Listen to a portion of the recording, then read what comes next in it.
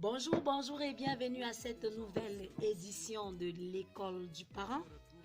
Aujourd'hui, nous allons commencer les obstacles à l'éducation des enfants en parlant de la rébellion des enfants. Bien avant, prions le Seigneur. Père, nous bénissons ton nom, ta sagesse infiniment variée. Nous te prions afin que tu prennes total contrôle de ces moments, que tu visites particulièrement chaque personne qui va écouter cette vidéo.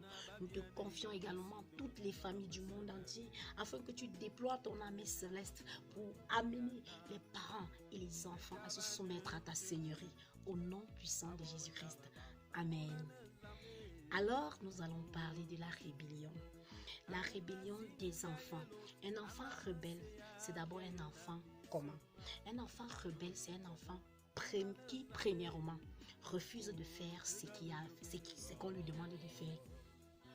C'est ça qui conduit à l'alcoolisme, à la drogue, à l'échec scolaire, en tout cas à tous les fléaux qui découlent, tous les fléaux qui découlent de l'éducation des enfants que nous connaissons. Une autre façon d'être rebelle, c'est le fait de mal faire ce qu'on te demande de faire. Voilà, c'est aussi une façon d'être rebelle. Un exemple, c'est Saül. C'est le cas de Saül dans 1 Samuel chapitre 15. Il a mal fait ce que Dieu lui a demandé de faire. Une autre façon d'être rebelle, c'est le fait de vouloir prendre la place de l'autorité. Ou alors le fait, dans ce contexte, le fait de vouloir prendre la place du parent dans la famille. On va voir le cas de Absalom dans 2 Samuel chapitre 15 qui voulait usurper le titre de la royauté de son père.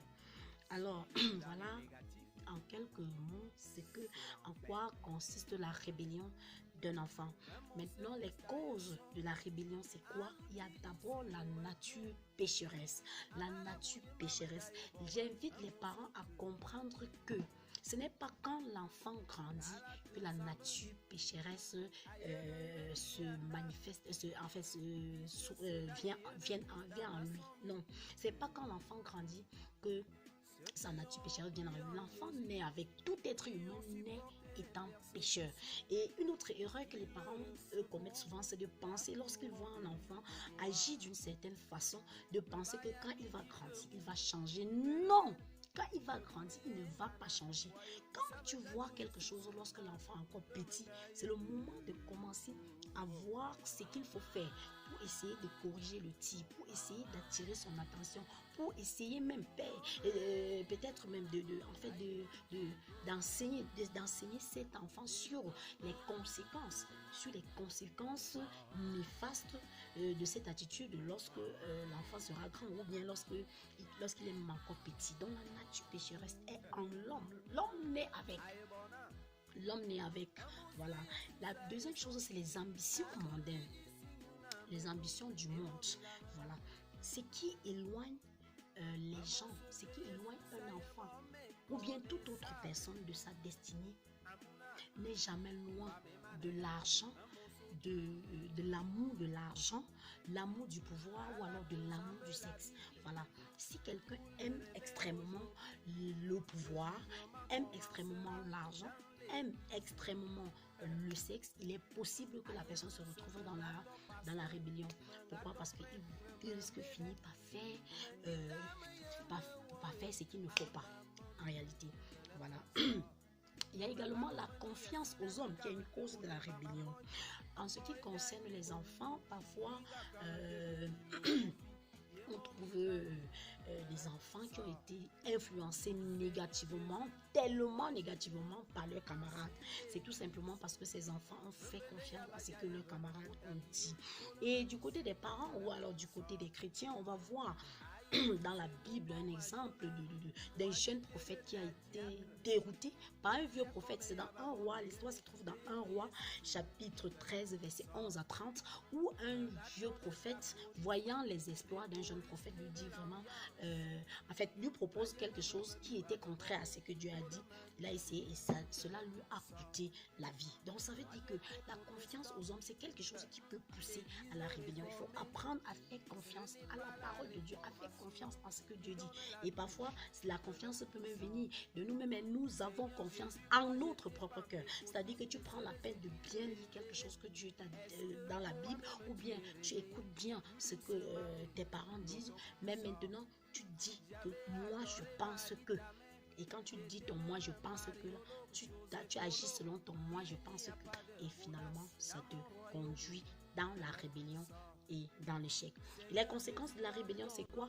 Il y a un petit 1, le fait d'être rejeté par Dieu. Oui, quand un enfant est rebelle, Dieu le rejette. Et parfois, quand les parents se retrouvent en train d'être fatigués, en train de baisser les bras, en train de dire, on accouche seulement l'enfant, on n'accouche pas son cœur, c'est parce qu'ils sont fatigués. Ils sont fatigués de chercher à remédier au comportement de l'enfant. Et quand ils font ça, parfois Dieu lui-même a déjà rejeté. Parce que nous avons vu le cas de Saül dans 1 Samuel chapitre 15. Lorsqu'il a mal agi, lorsqu'il a refusé de faire exactement ce que Dieu voulait, Dieu l'a rejeté. Et parfois, le signe, le fait que les parents se baissent les bras, c'est un signe que Dieu lui-même, il a rejeté l'enfant. Voilà. Et la deuxième chose, la deuxième conséquence de la rébellion, c'est l'humiliation. Oui, parfois lorsque vous voyez des personnes qui, en fait, on découvre quelqu'un qui était en train de faire quelque chose d'horrible, ou alors de bizarre, comme ça, qui était en train de commettre un péché, même en cachette, on le découvre.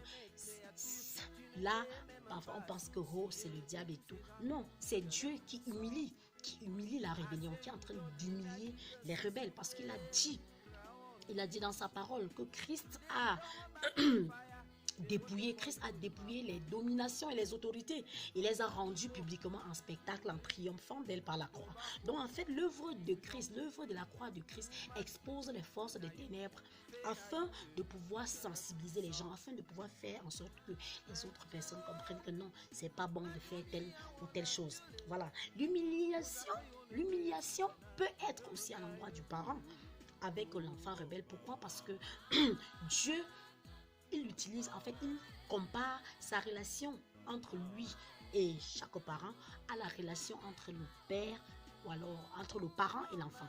Ce qui fait que quand l'enfant, parfois Dieu utilise l'enfant rebelle pour permettre aux parents de comprendre que regarde comment ça me fait mal lorsque tu ne veux pas obéir comme moi je veux. Je ne sais pas si vous voyez un peu ça. Voilà, donc parfois Dieu utilise donc la rébellion de l'enfant pour attirer l'attention du parent. Donc parfois, il faut donc comprendre que parfois Dieu utilise l'enfant pour éduquer le parent.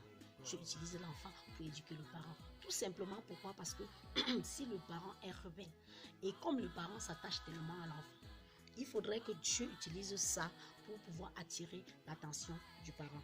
Nous nous rappelons de la tour de Babel qui se construisait. Les gens se construisaient et ils voulaient une tour en fait, une grande tour. Mais Dieu est descendu. Il a arrêté le processus de construction de la tour.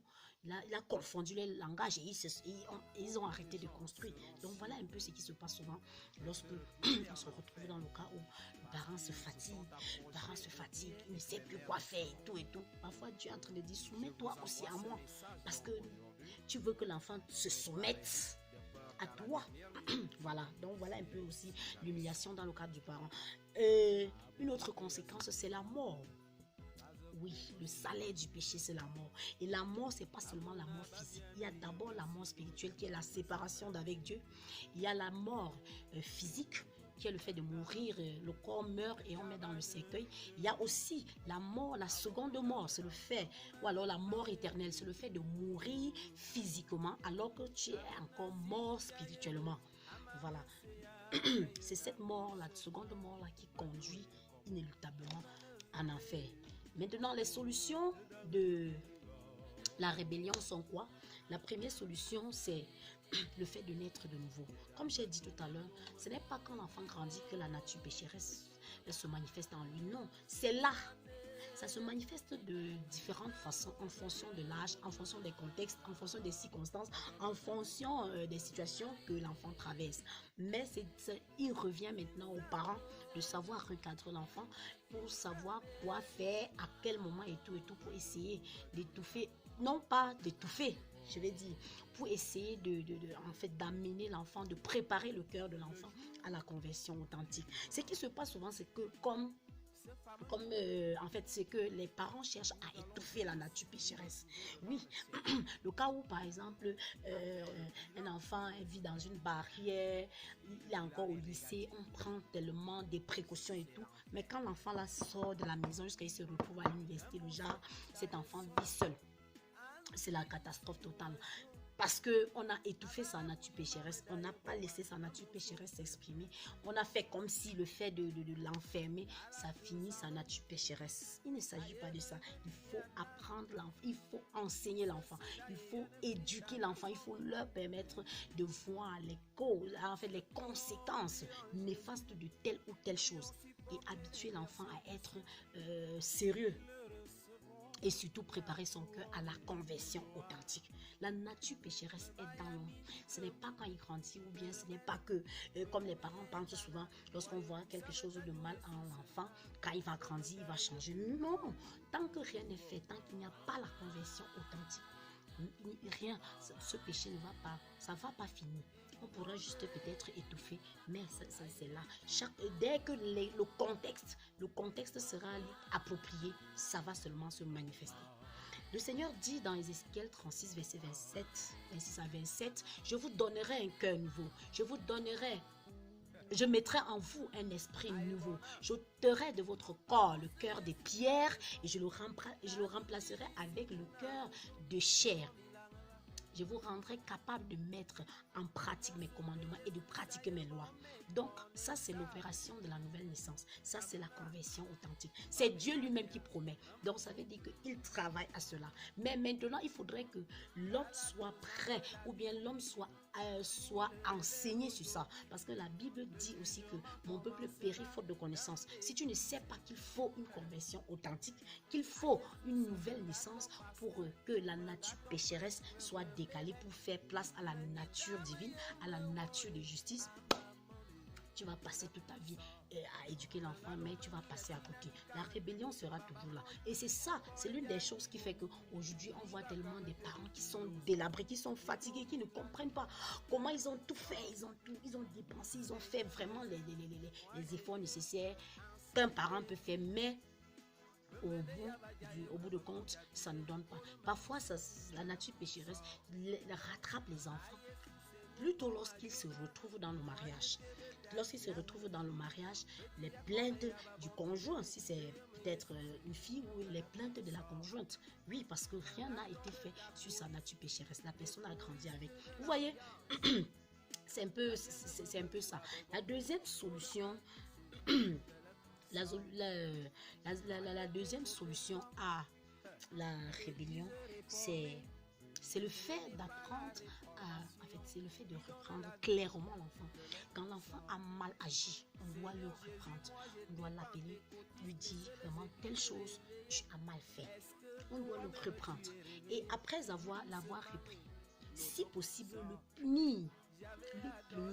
Il faut que les gens cessent de penser qu'on doit éduquer, qu'on peut éduquer les enfants sans punir et tout. Non, ce n'est pas, c'est pas l'idée de Dieu. Il faut apprendre à punir l'enfant. C'est juste que la punition qu'on doit donner à l'enfant doit être une punition pédagogique qui cherche à le corriger et non pas à le perdre. La Bible dit que la folie est attachée au cœur de l'enfant. Une verge de correction l'éloignera de là.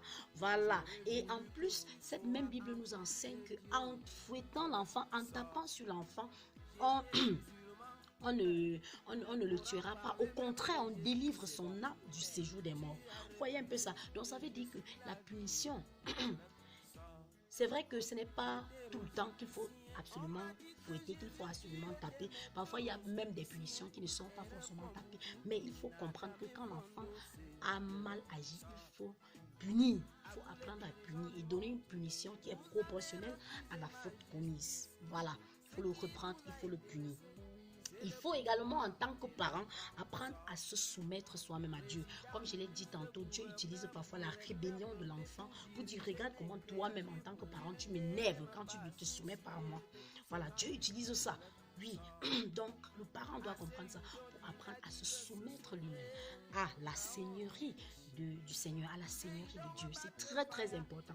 Sinon, tu peux reprendre, tu peux punir, tu peux fouetter comme tu veux. Mais si tu n'apprends pas à te soumettre à Dieu, si tu n'apprends pas à implorer la grâce de Dieu, si tu n'apprends pas à chercher toi-même la face de Dieu en tant que parent, tu vas faire toutes ces choses, mais ça ne va pas donner. Donc, le parent doit apprendre lui-même à se soumettre à Dieu.